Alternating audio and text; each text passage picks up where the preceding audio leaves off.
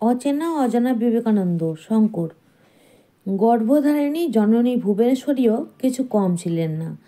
বাবা মায়ের নয়নের মণি, তাদের একমাত্র সন্তান, অসামান্যা সুন্দরী সুগায়িকা এবং শ্রুতিধর। একবার শুনে যে কোনো কবিতা মুখস্থ বলতে পারতেন।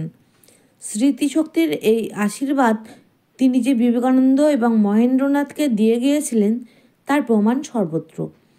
সংস্কৃতে এই স্মৃতিধরদের বলা হয় এক শান্তগ্রাহী।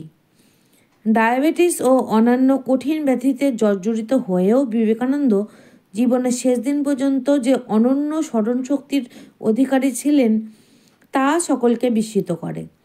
তার থেকে কয়েক বছরের ছোট মহেন্দ্রনাথের বিপুল স্মরণশক্তির প্রমাণ ছড়িয়ে রয়েছে তার ইংরাজি ও বাংলায় লেখা অসংখ্য বইয়ের পাতায় পাতায়।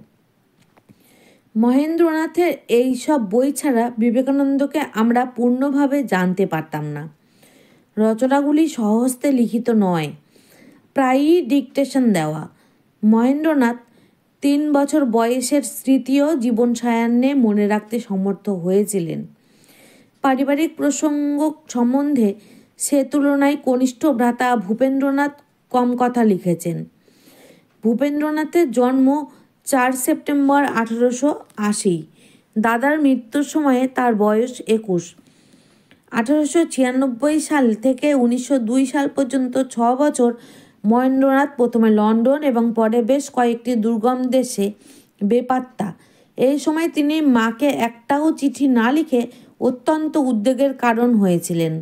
মহেন্দ্রনাথ ইউরোপ, এশিয়ার দুর্গম অঞ্চল পরিভ্রমণ করে শেষ পর্যন্ত কাশ্মীরে হাজির হন এবং স্বামী শারদানন্দের টেলিগ্রাম পেয়ে 1902 সালের জুলাই মাসে স্বামীজির দেহবাসনের কয়েকদিন পরে কলকাতায় ফিরে আসেন।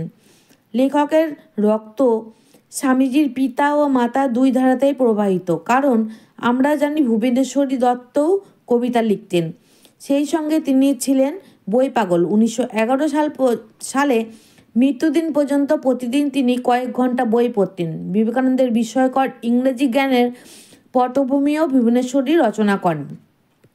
তার কাছেই বিলুর ইংরেজি শিক্ষার হাতেখড়ি। বাড়িতে মেম সাহেব রেখে সেকালে ভুবনেশ্বরী ইংরেজি শিখেছিলেন।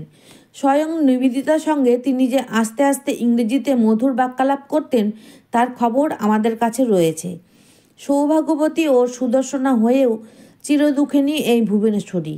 একের পর এক সন্তানের অকাল মৃত্যু, মেয়ের শোচনীয় অবস্থা, দেহত্যাগ এবং শেষ পর্যন্ত বিশ্বজয়ী সন্তানের আকস্মিক দেহবাসান, আর্থিক অনটন, বংশলোপের আশঙ্কা, আত্মীয় স্বজনদের সঙ্গে দীর্ঘমেয়াদী আইনি বিবাদ ভুবনেশ্বরীকে সুখী গৃহকোণের ট্র্যাজেডির নায়িকা হিসেবে উপস্থাপিত করেছে।